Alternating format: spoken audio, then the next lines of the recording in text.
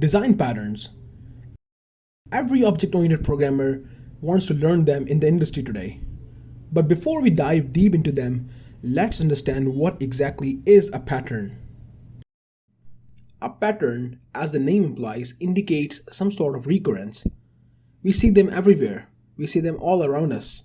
Think of lines and squares joining together to create a unique structure which repeats itself over regular intervals. But you must be wondering, what does it have to do with programming? Here's the thing. The idea of software design patterns was inspired by Christopher Alexander, who wrote a book called A Pattern Language. This book mentions repetitive problems we see around in our environment. It also documents a general solution or pattern for these problems, which can prevent us from rediscovering the same solution or reinventing the wheel. Although the author in this book is referring to patterns in buildings and towns, interestingly, a similar approach can be applied on object-oriented designs too. It's just that now we will be dealing with interfaces and objects. Let's think about it for a second. As an object-oriented programmer, you must have ended up in a situation where you're solving an object-oriented design problem, and all of a sudden you realize, I have solved this problem before, but you don't remember exactly when and how you did it. Trust me, you are not alone. A group of 4 software engineers, now popularly known as Gang of 4, back in 1994 published a book, Design Patterns, Elements of Reusable Object-Oriented Software, which consisted of 23 unique design patterns for common object-oriented design problems, and presented a battle-tested solution on how they can be solved.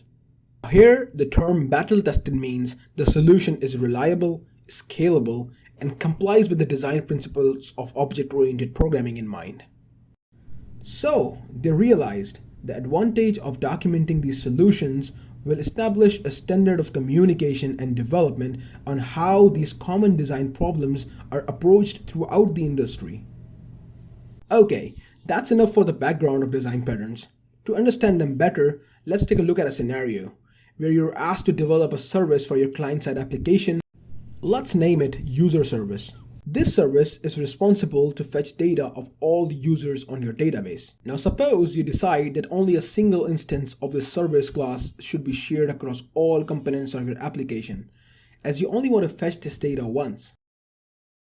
Or let's have a look at another scenario where you're asked to develop a database connection utility, and you want to make sure only a single connection to database is created and shared throughout the lifecycle of your application.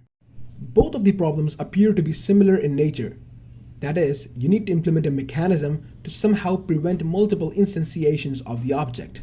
Turns out of those 23 unique design patterns I mentioned earlier, there's a pattern called singleton which targets only this specific problem, which we will be covering in detail in our upcoming videos. But for now, just imagine how being familiar with these patterns could enable you as a software developer to design and architect efficient solutions faster. If you are not already excited to learn them, just wait until we start implementing all of them with real and relatable software development scenarios, which you must have faced at least once when writing object-oriented code. But before we start, it's wise to mention even design patterns have their downsides if not used correctly.